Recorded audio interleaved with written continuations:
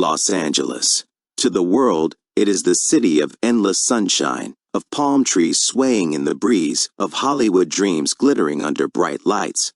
But away from the glamour, far from the postcards, another Los Angeles existed in the 1980s. A city torn apart by violence, addiction, and fear. And in that landscape, hidden in plain sight, a predator walked the streets. The mid-1980s were years of crisis for South Los Angeles. The crack cocaine epidemic had hit like a wildfire, sweeping through neighborhoods and leaving devastation in its wake. Gang wars claimed young men daily. Families struggled to hold themselves together against a tide of poverty and neglect. And as murder rates surged to unprecedented highs, the city grew numb to tragedy. Every night brought another headline. Every morning revealed another crime scene. But amid this chaos, something darker was unfolding. A series of murders began to emerge. Women, mostly young, many vulnerable, disappeared from the streets. Days later, their bodies would be found discarded, in alleys, in dumpsters, in lonely corners of the city that the world rarely noticed. Each killing bore chilling similarities. And yet, few outside the victims' families paid attention. In a city drowning in bloodshed, their voices were drowned out. Their deaths too easily explained away. Their humanity too quickly forgotten. They were mostly black women. Women who lived at the edges of society, often struggling against poverty, addiction, or the dangers of survival on the street. They were dismissed, sometimes even blamed, for what happened to them. But behind those stereotypes were real lives, daughters, sisters, mothers, friends, and one by one they were taken. Their names lost to statistics, their stories abandoned to silence. By the late 1980s, the killings seemed to stop. The city breathed easier. Detectives shifted to other crises. Files were boxed up, stored away, gathering dust. It was as if the killer had vanished, retreating into the shadows. And in that silence, a name was born. Whispers spread in the community about a man who had killed, then gone quiet, like death itself had fallen asleep. They called him the Grim Sleeper. But sleep does not last forever. By the early 2000s, the nightmare returned. Bodies began to surface again. The same neighborhoods, the same brutality, the same disregard for life.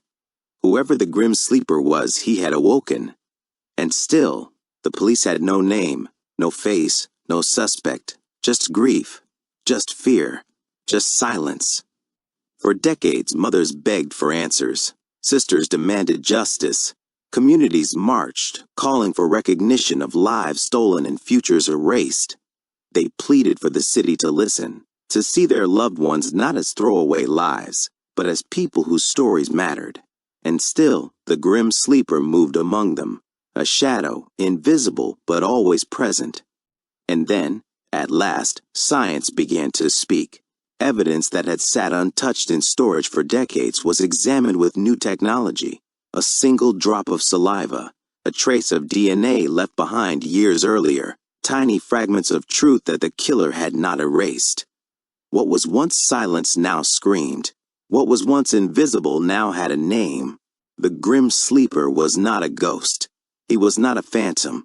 He was a man, and he had been there all along. This is not just the story of a serial killer. It is the story of the women he preyed upon, the families who refused to give up, and the decades of neglect that allowed his shadow to stretch so long. It is the story of justice delayed, but not denied. This is the story of the Grim Sleeper. South Los Angeles in the 1980s was a city within a city, close to the glamour of Hollywood, yet worlds apart in reality. In the distance, the Hollywood hills gleamed with wealth, opportunity, and dreams. But south of the 10 freeway, daily life was defined by struggle. Poverty rates were high, unemployment soared, and entire neighborhoods bore the brunt of disinvestment. The streets told a story that most of Los Angeles preferred not to hear. The crack cocaine epidemic swept through South LA like a wildfire without mercy. It wasn't just a drug, it was an accelerant. Families were torn apart. Crime exploded as addiction fueled desperation, and violence spread like a virus. Gunfire became background noise, so frequent that many residents stopped ducking when they heard it. For police, it was a war zone. For the city, it was chaos. But for the women who lived here, it was also invisibility. Young black women, particularly those caught at the edges of this storm, bore a heavy weight. Some fought addiction. Some turned to sex work to survive. Others simply lived in the wrong neighborhood at the wrong time. But in the eyes of many in power, their lives carried less urgency. Their disappearances less alarm. This was the world in which the grim sleeper began his hunt. The first bodies appeared quietly, almost without notice. In August 1985, a woman named Deborah Jackson was found in an alley near 29th Street and Dalton Avenue. She was only 29 years old, a mother, loved, with dreams like anyone else. But to the world, she became just another statistic, another black woman dead in South Los Angeles. A few months later, in November 1986, Barbara Ware, only 23 years old, was found dumped near a dumpster in the back of a residential neighborhood. Her father, horrified, had to identify her body. A call had been made to the police that night from a payphone, an anonymous voice reporting, "There's a body out back." That voice would later haunt investigators. Over the next 2 years, more victims followed. Henrietta Wright, Bernita Sparks, Mary Lowe, Locrica Jefferson, each discovered in alleys, vacant lots, or dumpsters, each killed with the same cold precision, gunshot wounds to the chest, signs of sexual assault, their bodies discarded like trash. The pattern was unmistakable. These were not random killings, they were executions, marked by ritual and repetition. But despite the growing list of victims, public awareness remained muted. South LA was drowning in violence. Bodies were being found every week. And these women, poor, black, often stigmatized by addiction or sex work, did not command the headlines that might have spurred faster action. But inside South LA, families knew. They saw the connections. They felt the fear. And they whispered of a man, a predator, stalking their daughters. For investigators, the murders posed a daunting challenge. The Los Angeles Police Department was overwhelmed. In 1985 alone, the city recorded over 1,700 homicides, the highest in its history. Detectives were stretched thin, juggling gang-related murders, drug wars, and domestic violence cases. And in that storm, the killings of these women fell lower on the list. Some detectives did begin to connect the dots. Ballistic evidence linked several of the murders. The same .25 caliber handgun was used again and again. But without witnesses, without leads, and with an overworked system, the trail grew cold even as the bodies continued to appear. By 1988, the death toll attributed to the unknown killer had reached double digits. And yet, outside the victims' families and a handful of detectives, the city remained largely unaware. These were not crimes plastered across front-page newspapers. These were crimes pushed into the margins, much like the women who were taken, for the mothers who buried their daughters, for the siblings who clutched photographs at vigils. It was unbearable. They saw what others didn't want to admit. Someone was hunting in South Los Angeles, and no one was stopping him. The killer had a method. He preyed on women who were vulnerable, those walking alone late at night, those battling addiction, those whom society had already abandoned. He offered a ride, or a promise, or perhaps just forced them into silence. Then, after assaulting them, he killed them quickly, usually with a gunshot to the chest, and disposed of their bodies in places where discovery would be inevitable. It was a twisted balance of arrogance and calculation. He wanted the bodies found. He wanted the community to know. But he also knew the city's silence would protect him. And it did. In 1989, the killings suddenly stopped. No bodies, no new cases. The city, unaware of what it had endured, moved on. Files were shelved. Families carried their grief in quiet. For investigators, it was as if the killer had vanished. He hadn't. He was still there, living in the same neighborhoods, walking the same streets, smiling at neighbors, fixing cars, raising a family. He had not disappeared. He had only gone quiet. And that silence would give him his name, the Grim Sleeper. What no one knew then was that the nightmare was not over. It was only sleeping. The 1980s left, scars on South Los Angeles that would last for decades. Entire families were shattered, entire communities traumatized. But for the families of the women taken by the Grim Sleeper, the wound was even deeper. Not only had they lost their daughters, sisters, and mothers, but they had also lost the faith that the system would fight for them. And for 20 long years, the silence remained unbroken. This was only the beginning. The predator was still among them, watching, waiting, preparing for the day when he would wake again. It meant only that their grief had been pushed into the background, swallowed by time, while their questions remained unanswered. In the Rasmussen household, one of many scarred by the epidemic of unsolved murders, there was a grim rhythm of memory. Birthdays passed without celebration. Holidays marked the absence of laughter. Every news story about a body discovered would rip open the wound again. Except now the story stopped. And the cruelest part of it all? The absence of answers became its own form of torment. In the black neighborhoods of South Los Angeles, this silence grew heavier with every passing year. Communities already under siege from poverty, drugs, and police mistrust began to feel abandoned. Mothers whispered among themselves, "The city does not care about our daughters. The police do not care about us." The phrase "no snitching" was not a slogan yet, it was survival. Who could you trust when the victims were forgotten and the killer was invisible? What few realized then was that the predator was not gone. He was simply pausing. The man who would later be named the Grim Sleeper had vanished from the headlines, but not from the city. Lonnie Franklin Jr., an ordinary-looking man living in plain sight, was still there, quietly blending into the rhythms of South Los Angeles. A neighbor, a husband, a father. He worked as a mechanic and garbage collector. He hosted backyard barbecues, laughed with friends, and fixed cars for people on his block. To anyone who looked, he was unremarkable, but the silence from 1989 to 2002 became the defining feature of his darkness. This was the sleep in the Grim Sleeper, a chilling intermission that gave the illusion of safety. For the families left behind, the years stretched long and cruel. Imagine a mother holding onto a tattered photograph, her daughter's smile frozen in time. She walks past the bedroom door that hasn't been opened in years, afraid to disturb the ghost of her child. Every time the phone rings, her heart leaps. Maybe this is the call. Maybe the police have found him. Maybe there is finally justice. But it never is. Instead, there were birthdays remembered in silence. Candles burned in living rooms where no celebration took place. And every time a mother asked the police for updates, the answers were vague. "We're working on it. We have no new leads." The silence was not only the killer's doing, it was institutional. The Los Angeles Police Department in the 1990s had other priorities. The city was consumed by the crack epidemic, gang violence, and rising homicide rates.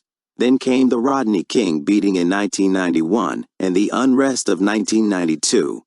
Entire neighborhoods burned. Trust between the LAPD and the black community, never strong, fractured even further. Against this backdrop, the unsolved murders of black women simply faded into the background noise. Their deaths were labeled results of prostitution, drugs, or random violence. Police reports framed them not as daughters or mothers, but as statistics, their lives reduced to case files that gathered dust in storage boxes. And so the killer's silence was reinforced by a system that refused to give voice to the women he had taken. But within the community, the silence was not total. There were whispers, the sense that something was unfinished, unresolved. Some women warned each other, "Don't walk alone at night. Don't trust men you don't know. Stay alert." A shadow of fear persisted, like a lingering smell of smoke after a fire. Even though the killings had stopped, the memory of them shaped behavior. Women in South Los Angeles knew their lives carried less weight in the eyes of the city. They knew they had to watch out for one another. For activists and advocates, the fight never ended. Grassroots organizers tried to keep the victims' names alive.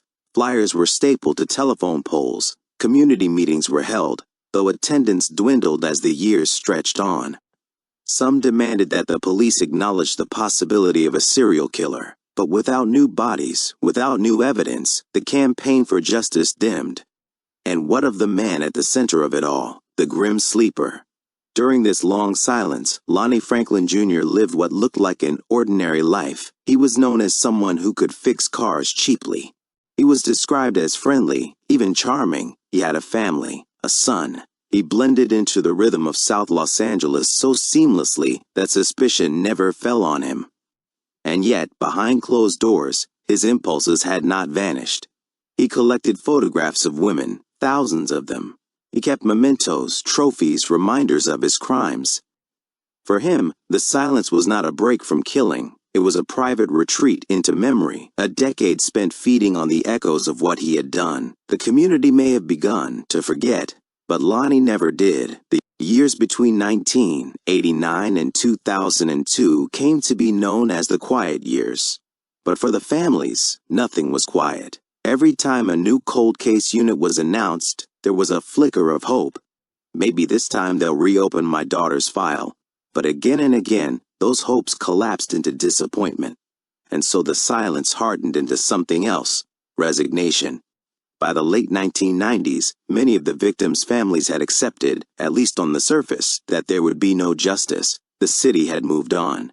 The police had other battles to fight. The newspapers rarely mentioned the unsolved killings anymore, but time has a way of circling back. Science has a way of catching up with forgotten crimes. And killers, no matter how clever, no matter how silent, always leave something behind. The silence of the 1990s was not the end. It was the waiting room for a storm that had yet to arrive. In 2002, that storm would break open once more.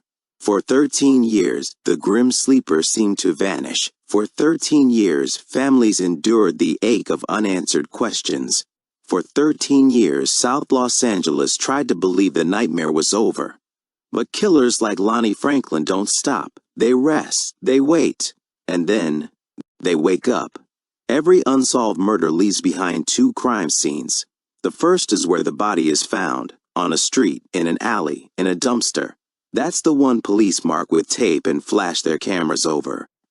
But the second crime scene is invisible. It's inside the homes of the victims' families. And unlike the first, it never really gets cleared. For the families of the women lost in South Los Angeles, the second crime scene was permanent. Kitchens where laughter used to echo became quiet spaces of mourning. Bedrooms became shrines, frozen in time with photographs taped to mirrors, clothes left folded in drawers. The killer may have paused, but grief never did. And among those families there was one mother who would not let her daughter's memory fade. Her name was Clara Davis. Her daughter, Alicia, had been only 21 when she vanished in 1988. Alicia was bright, playful, and loved to sing gospel music on Sunday mornings. She wasn't perfect, no young person is, but she was loved deeply by her family. One evening she left the house to meet a friend. She never returned. A week later, her body was discovered behind a vacant house in South LA. She had been shot. Her mother was called to identify her, and from that day forward, Clara's life became a vigil. Clara carried Alicia's photograph everywhere. She would show it to strangers, clerks, police officers, anyone who might listen. She taped the picture to her refrigerator door, where it remained for more than a decade, curling at the edges with time. Holidays were the hardest. Christmas morning with one chair empty at the table. Thanksgiving dinners that tasted bitter no matter how much seasoning was added. On Alicia's birthday, Clara baked a cake every year, even when no one else wanted to eat it. She would light a candle, close her eyes and whisper, "Happy birthday, baby. Mama hasn't forgotten you." And every year she called the Los Angeles Police Department. "Do you have anything new?" she would ask. Sometimes the detective on the other end would shuffle through papers, offer a few polite words. "No new leads at this time, ma'am, but the case is still open." Other times the line would go straight to voicemail. After the riots of 1992, the department was overwhelmed. After the O.J. Simpson trial in 1995, resources shifted again. Clara's calls became routine, expected. She was the mother who would not stop asking. Her persistence was not always welcome. Once an officer told her, "Mrs. Davis, you have to understand. Your daughter's lifestyle made her vulnerable. These cases are hard to solve." Clara never forgot that. She went home, pulled Alicia's choir robe out of the closet, and held it tight. To her daughter was not a statistic. She was not a lifestyle. She was flesh and blood. She was a voice that once sang in church, a smile that once lit up their home. The 1990s crawled by like this, year after year of silence. Clara worked long shifts at a nursing home, caring for the elderly. In her off hours, she cared for a ghost. Neighbors began to gently suggest she move on. "It's been 10 years, one said. Maybe it's time to let Alicia rest." But Clara couldn't. Every night she sat by the window, staring at the street lights, remembering the way her daughter used to walk down the block with friends. Every night she prayed for answers. There's a special kind of resilience in mothers who have lost children to violence. They live with a hole that can never be filled, but they learn to build life around it. Clara became a quiet advocate. She attended community meetings where families of other victims gathered. She stood up at church services to remind congregants of the forgotten women of South LA, and in the stillness of her own home, she wrote letters, dozens of them. Letters to city officials, letters to the police chief, letters to local newspapers. Some were published, most ignored. But in every letter, the message was the same. My daughter's life mattered. We deserve answers. By 1999, more than a decade had passed since Alicia's murder. Clara's hair had grayed, her steps slowed, but her voice remained firm. When the millennium arrived, she lit a candle at church and whispered, "Lord, let this be the year we learn the truth." It wasn't. Another year passed, and another, and another. By 2001, 13 years after Alicia's death, Clara had stopped expecting her phone to ring. She had stopped believing in justice. The police no longer returned her calls. Her neighbors no longer asked how she was holding up. Time had sealed her daughter's case in a box no one wanted to open. But every night before bed, Clara touched the photograph on her refrigerator. The edges were curled, the colors faded, but the face was still her daughter's. And she said the same words she had said every night for 13 years. "I haven't forgotten you, baby. Mama will never forget." Clara Davis could not have known that across town in dusty evidence rooms, a quiet revolution was waiting. DNA technology, still in its infancy when Alicia was killed, was now advancing rapidly. Evidence long thought useless was being re-examined. She could not have known that the silence would soon break, that the man who killed her daughter, and so many others, had not disappeared at all. He had been living among them, unnoticed, waiting, and that soon, very soon, his sleep would end. When the year 2000 dawned, many believed the nightmare was over. The murders of South Los Angeles that had haunted the late 1980s seemed to have stopped. Families of victims like Clara Davis still lived in pain, but there was a fragile comfort in believing the violence belonged to the past. The press had moved on. Politicians turned their attention to other crises. Even within the Los Angeles Police Department, case files were pushed deeper into storage. It was easier to believe the killer had vanished, died, moved, disappeared into some other corner of the country. But monsters rarely disappear. They rest, they adapt, they wait. And in the early 2000s, as the city tried to heal, the grim sleeper began to stir again. By 2002, South Los Angeles was not the same neighborhood it had been in the 1980s. The crack epidemic that once gutted entire blocks had slowed, though its scars remained. Boarded-up houses still lined the streets. Murals of lost sons and daughters, victims of gang wars, police shootings, overdoses, stretched across brick walls, reminders that life here was fragile, often brief. The city's attention was focused elsewhere. Gentrification was creeping in from downtown. The wealthy were buying lofts where factories once stood. But in the neighborhoods of Vermont, Normandy, Florence, Manchester, families still struggled in the same cycles of poverty. And within that environment, women on the margins remained vulnerable. Many had histories of addiction. Some worked the streets to survive. Others drifted in and out of unstable housing. They were invisible to the larger city, and they were prey. In the summer of 2002, the body of a woman was found in an alley off Western Avenue. She had been shot, her body dumped like garbage. The murder barely made the news. Police collected evidence, logged the case, and moved on. Then in 2003, another woman disappeared. Her name was Princess Bertomeu, just 14 years old, living in Inglewood. Her body was discovered in an abandoned garage. She had been strangled, her life stolen before it had even truly begun. For her family, the loss was shattering. For investigators, it was another unsolved case in a city already drowning in them. No one yet connected the dots, but the grim sleeper was awake again. Serial killers are rarely random in their rhythms. They kill when they can, when they must. Lonnie Franklin Jr., though his name was not yet known, had paused for nearly 13 years.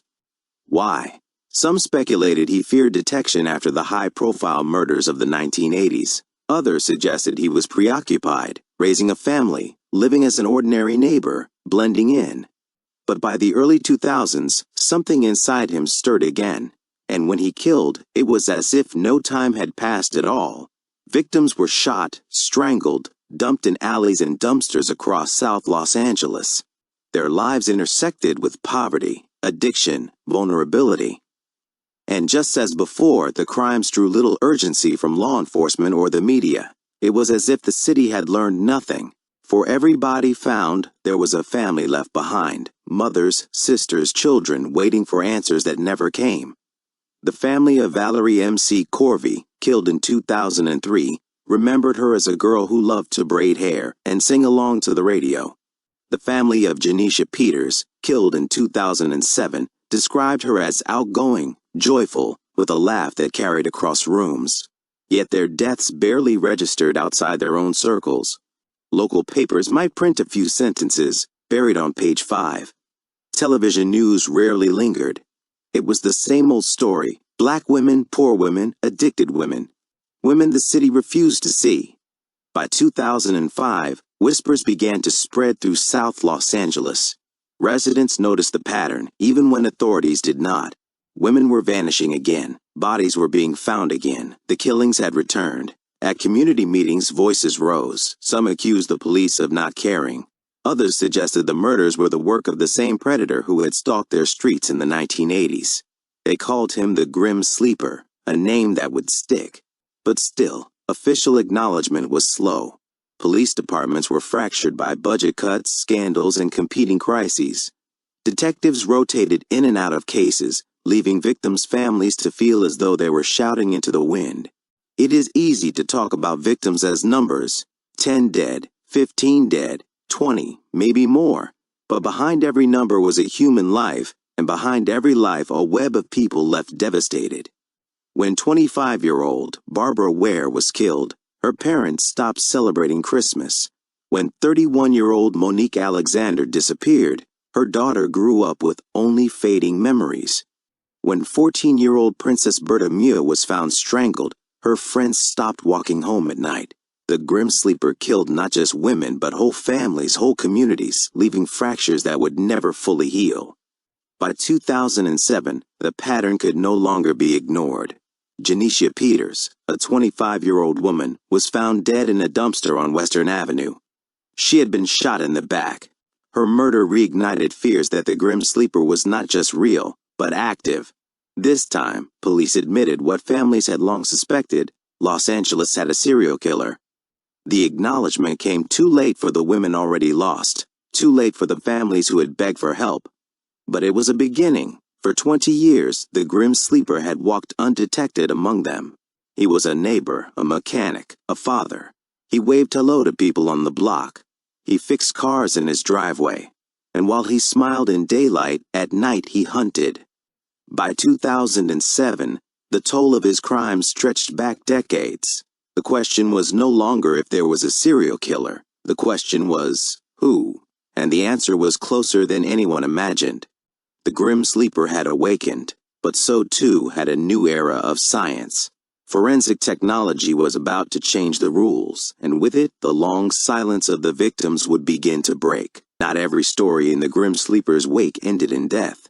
Some women survived. Some women lived to tell what had happened, and it was their voices, often quiet, often ignored, that would one day become the key to unraveling decades of terror. In 1988, just as the Grim Sleeper's first wave of murders was winding down, a young woman named Michelle Johnson found herself in the wrong place at the wrong time. Michelle was 22, bright, resilient, and working 2 jobs to support herself. She lived in South Los Angeles, in a neighborhood scarred by poverty, addiction, and violence. But she had hope, small hope, fragile hope. that she could make a life for herself beyond the streets she navigated daily. That hope almost ended on a sweltering summer night. Michelle was walking home from her shift at a local diner when a man approached her. She barely noticed him at first. He seemed ordinary, even polite. He offered her a ride. She refused, citing a long walk ahead. The man persisted. Something in her gut screamed danger, but the city had trained her well, trust no one. He didn't give up, and when he grabbed her, it was all instincts and adrenaline that kept her alive. Michelle fought with everything she had. She bit, kicked, screamed. He tried to drag her into a dark alley, but she ran, fast, reckless, terrified. By the time she reached a streetlight, she knew she had escaped something far worse than mere assault. She didn't know it yet, but the man who had tried to take her life that night would become known to the city as the Grim Sleeper. In the days that followed, Michelle's trauma was compounded by the indifference of a system that had already failed so many women like her. She reported the attack to the police. She gave a description, the details of a man she had only glimpsed in fear. But the officers were overworked. Her report was filed, nothing more. She tried to move on. She went back to work, back to school, back to trying to live. But every time she saw a missing persons report or heard of another woman found dead in South Los Angeles, her stomach knotted. She remembered the hand that had tried to drag her into darkness. She remembered the cold precision in the way he had moved. The Grim Sleeper had not succeeded that night, but he had left his mark on her soul. For years, Michelle carried the memory in silence. She moved to a different neighborhood, changed jobs, even altered her routines. Every shadow at night reminded her of the man who had tried to take her. Every stranger's approach made her heart race. She was not alone in this vigilance. Other women in South LA lived with the quiet terror of a predator who could strike without warning. Mothers warned daughters, friends warned friends. The streets of South Los Angeles were full of women who had learned to survive by anticipating the worst, by reading danger in every corner. But for Michelle, the trauma was more than fear. It was also a sense of helplessness. She had escaped, yes, but the women who had not were still gone. And with each new murder reported in 2002 and 2003, she realized the Grim Sleeper was back. He had paused, but he had not stopped. Survivors of violence often bear a silent burden, guilt. Why was I spared? Why did they die instead? Michelle carried these questions for nearly 2 decades. She became involved with local support groups, sharing her story quietly, advocating for women who had been marginalized. She spoke at community meetings, counseling those who had experienced trauma. But Michelle knew her voice alone could not stop the Grim Sleeper. She could not prevent his killings. She could not bring back the women who had already fallen. She could only bear witness, and witness she did. By the mid-2000s, police had begun reviewing cold cases in South Los Angeles with fresh eyes. Advances in forensic science, particularly in DNA technology, promised the possibility of finally linking these decades-old murders. In 2007, when detectives started piecing together the pattern of the killings, Michelle's story became vital. Her report, filed nearly 20 years earlier, contained details that only someone who had survived an encounter with the killer could provide. Her description, the route he took, the tactics he used, they were all pieces of the puzzle. Michelle was contacted by investigators. She hesitated at first. 20 years of silence is not easy to break. Fear, trauma, and the possibility of reprisal weighed heavily on her. But she knew something her family and the city's victims' families did not. The Grim Sleeper had a pattern.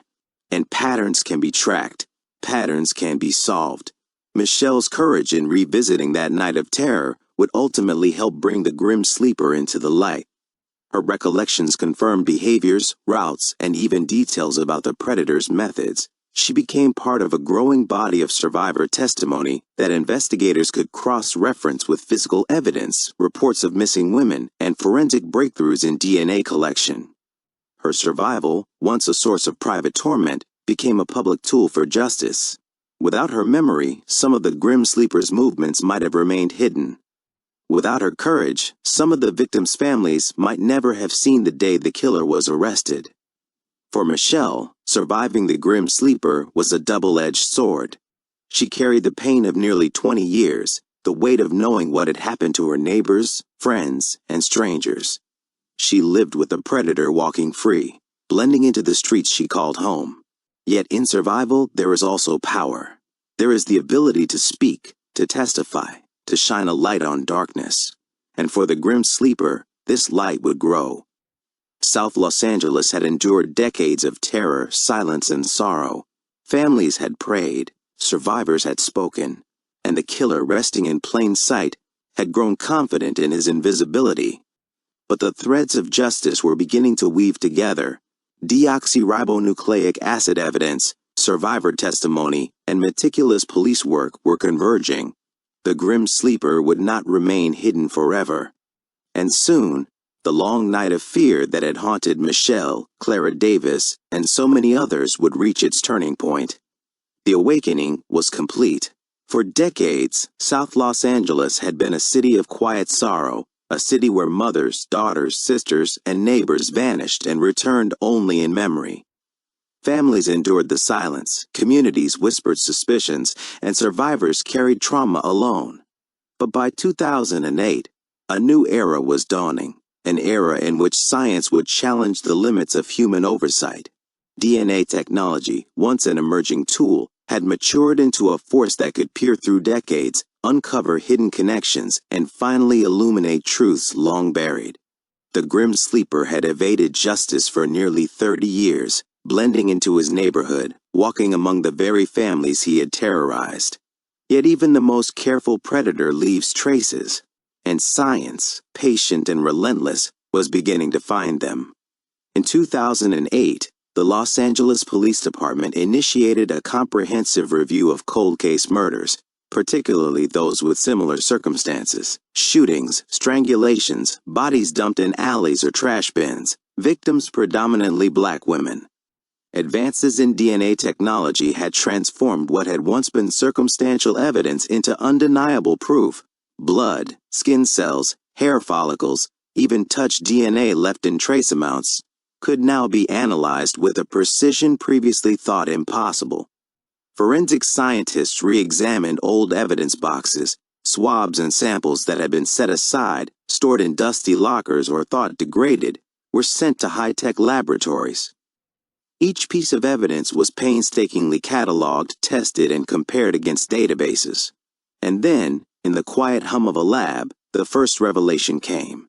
A DNA sample taken from one of the 1980s victims, an item carefully preserved by diligent detectives, matched another crime scene nearly 2 decades later.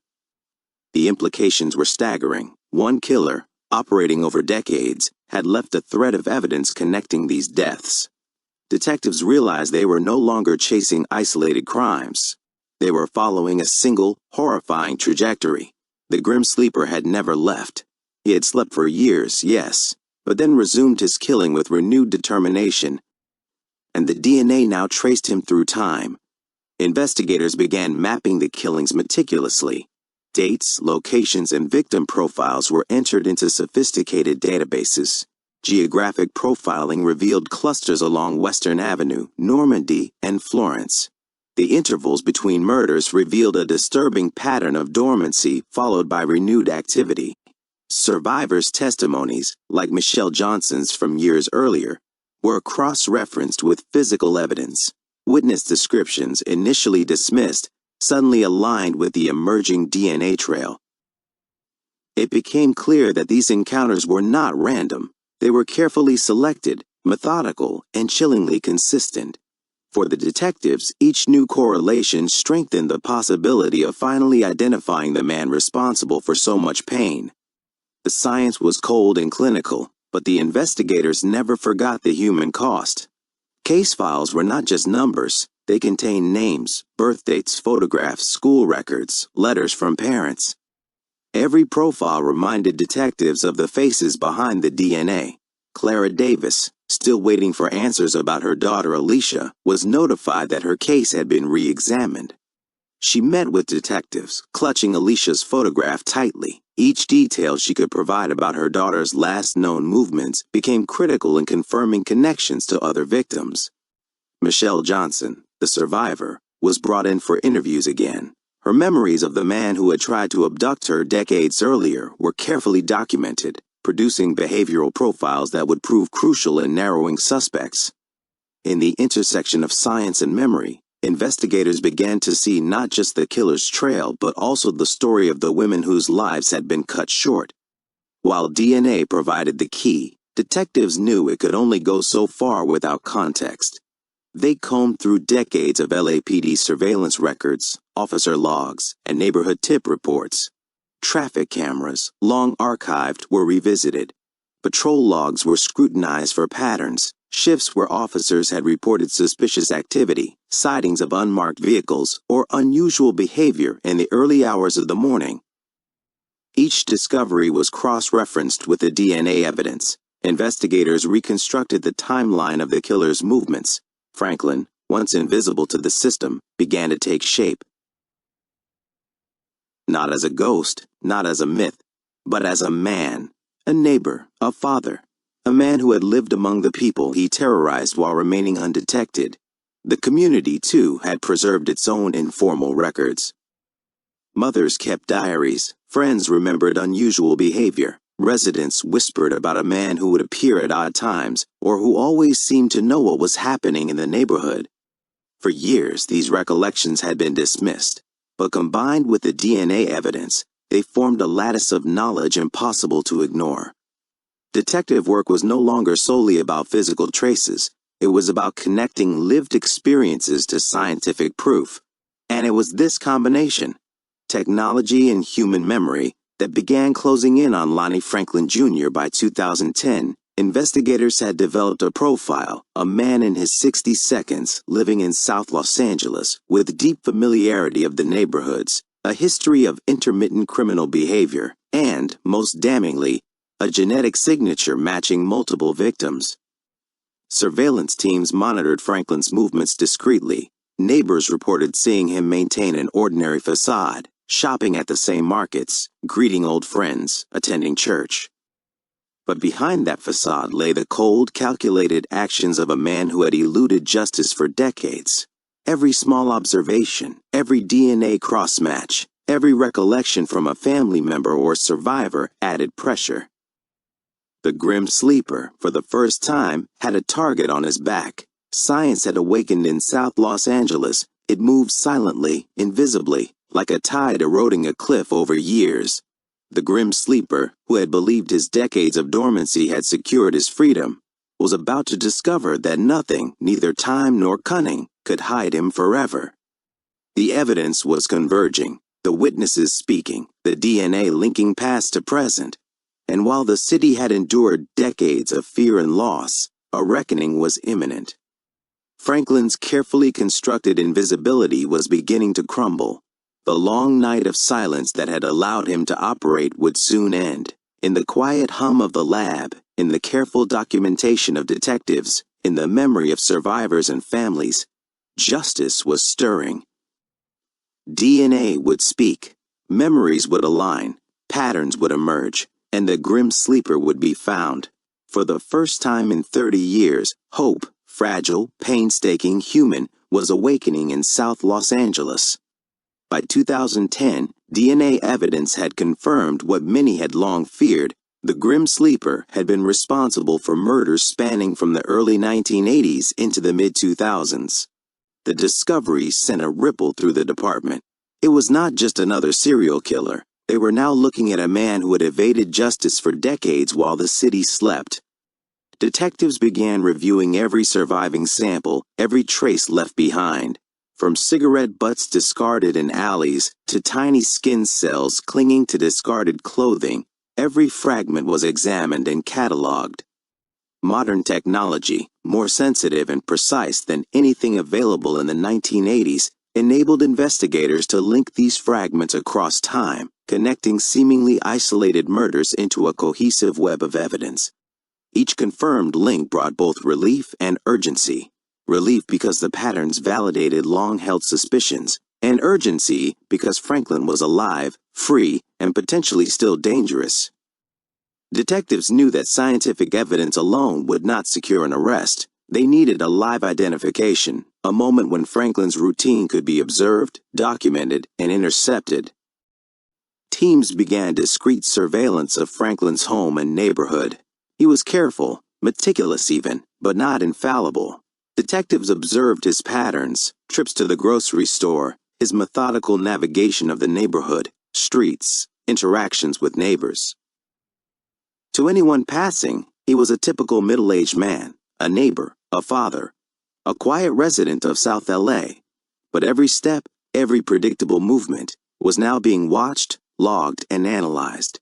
Investigators constructed a profile not only of his past crimes, but also of his current behavior, a blueprint for the moment they would finally intervene. Detectives meticulously pieced together a timeline of Franklin's killings, combining DNA evidence with survivor testimony, geographic profiling, and behavioral analysis.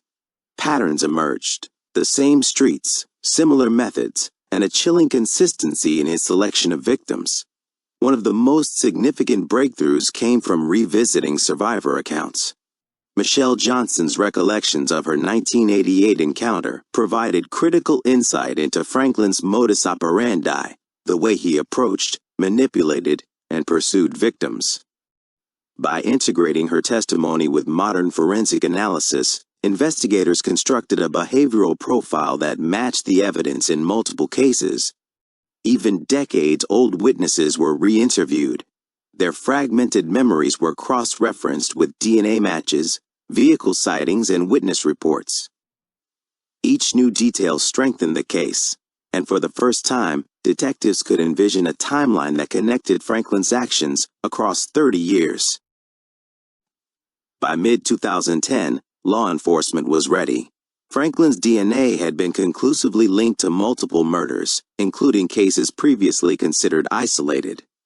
With the evidence in hand, detectives obtained search and arrest warrants. The arrest itself was calculated to ensure public safety and prevent any opportunity for escape. Franklin, the quiet neighbor, was taken into custody without incident. For the officers involved, there was a sense of profound relief. Decades of frustration, failed leads, and unanswered questions were finally converging. For the families, the arrest was both a beginning and an end. End of uncertainty, beginning of the arduous path to justice. Their loved ones would not return, but at least the man responsible would face the consequences. Once Franklin was in custody, prosecutors faced the task of assembling a case that spanned decades. Evidence from the 1980s had to be contextualized alongside crimes from the 2000s. Witnesses needed to testify about memories long buried, often traumatizing. Forensic scientists had to explain complex DNA results in a manner understandable to jurors. The case demanded precision.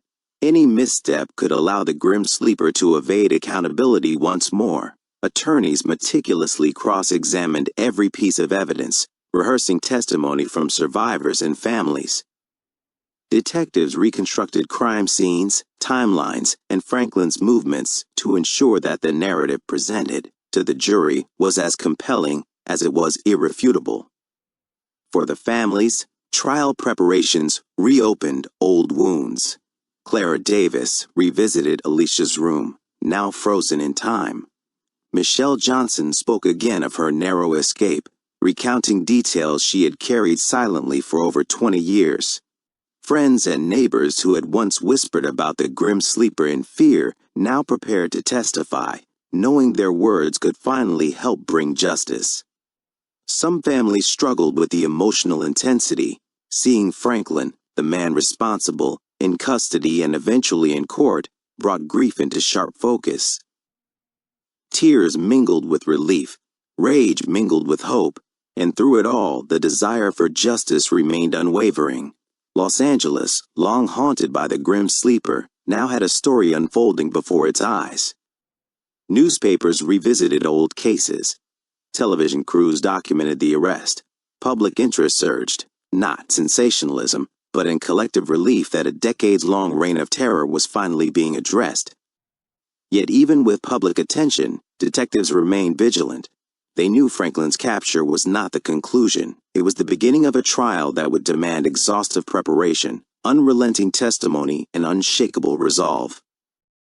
The lives lost over 30 years deserved no less than the fullest measure of justice. By 2012, Lonnie Franklin Jr., the Grim Sleeper, was behind bars. DNA evidence, survivor testimony, and relentless detective work had finally converged. Families of victims, survivors, and a city scarred by decades of terror could breathe, if only slightly.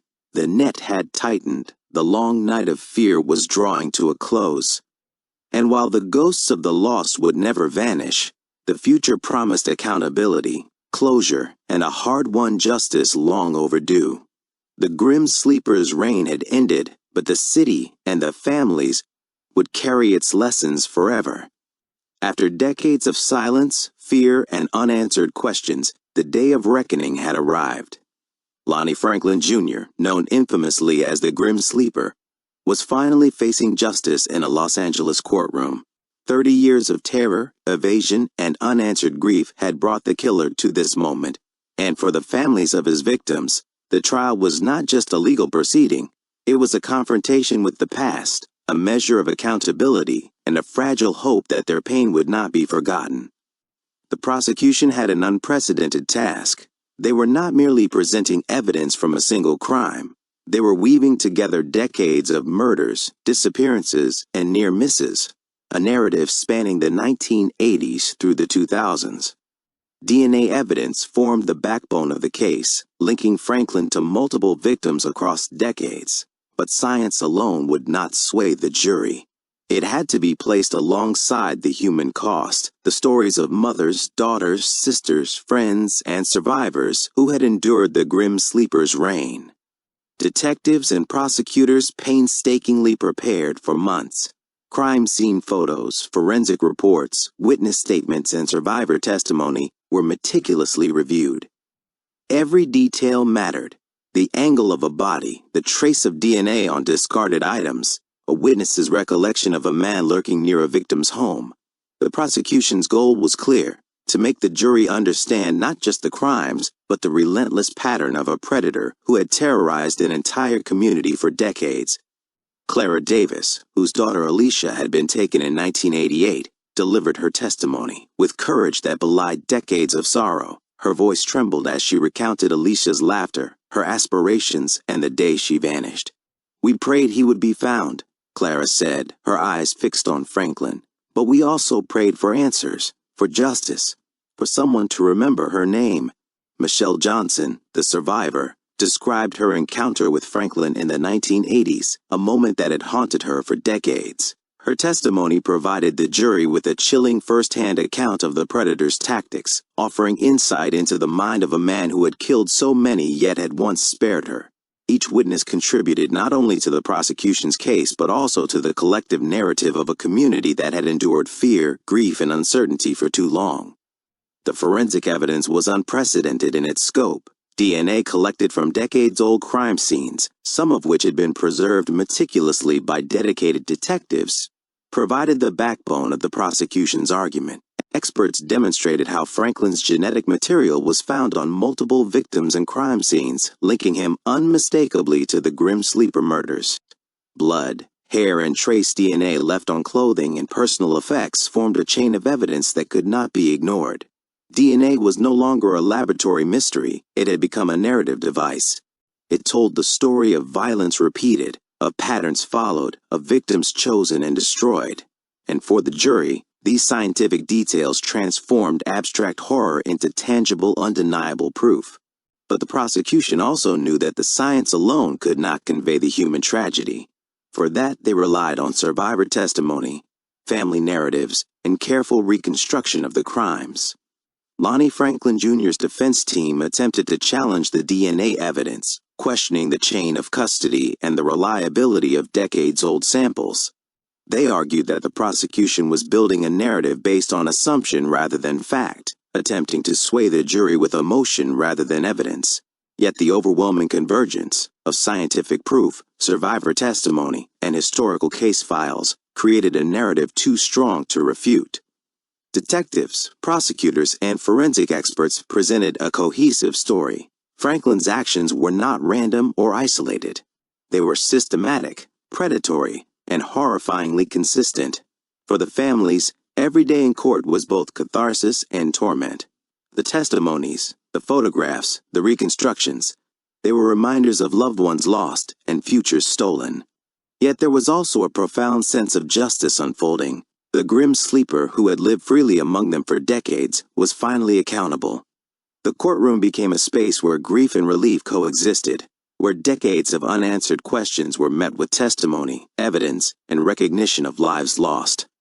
Community members attended the trial, silently bearing witness to a reckoning long overdue. South Los Angeles, which had endured decades of fear, now had a public confrontation with a man who had haunted their streets. In 2016, after weeks of testimony, deliberation, and careful examination of the evidence, the jury returned a verdict.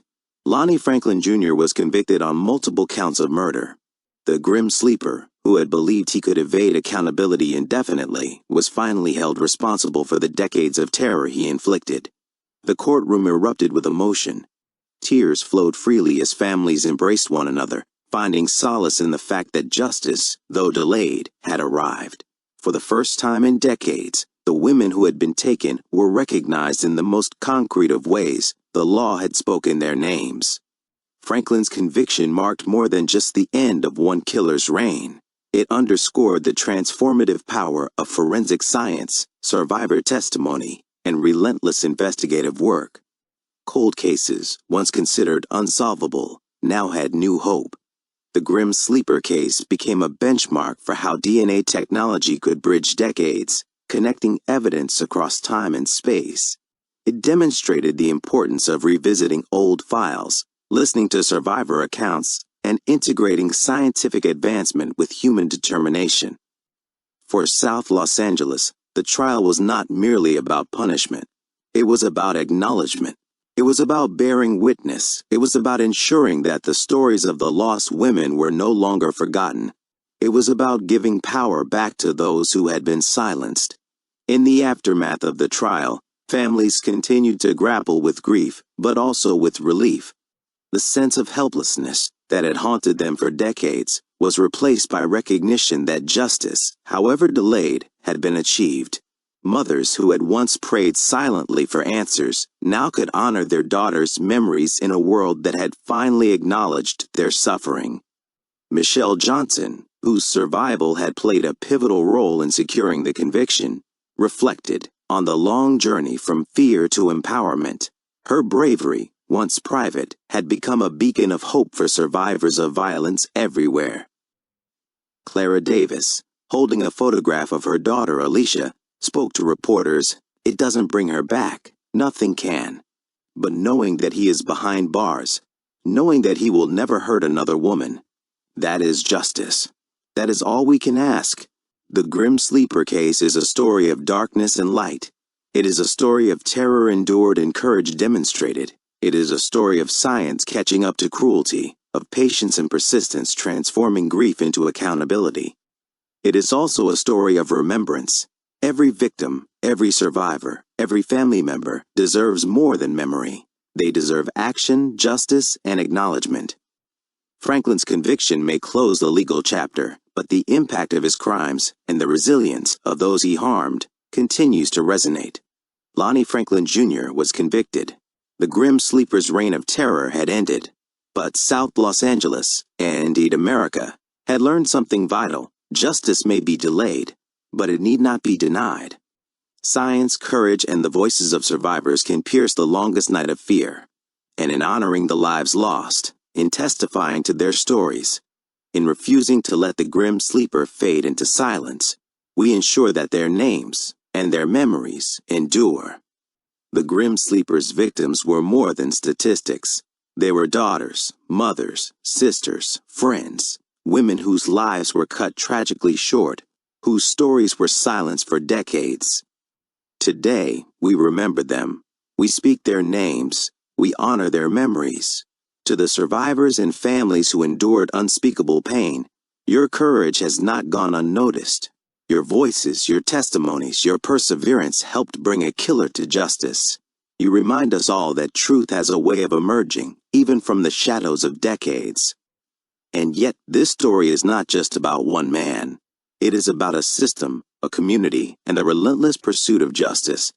It is a reminder that cold cases can be solved, that science can illuminate the darkest corners, and that persistence, combined with compassion, can change lives. If this story moved you, if it made you reflect on the lives lost and the resilience of those who fight for justice, we invite you to take action, speak, share, advocate. Let the memories of these women live on in our collective consciousness. Leave a comment below to honor the victims. Share your thoughts, your prayers, or your commitment to keeping their names alive. Subscribe to Vanished Voices for more stories that refuse to be forgotten. By subscribing, you join a community dedicated to truth, justice, and remembrance. A community that ensures silence is never the final chapter. Because justice may take time, but remembering is immediate, and every voice raised in their honor strengthens the legacy of those we have lost. Speak their names, share their stories, subscribe, and together let us ensure that the women of the Grim Sleeper case, and all victims whose voices were once silenced, are never forgotten.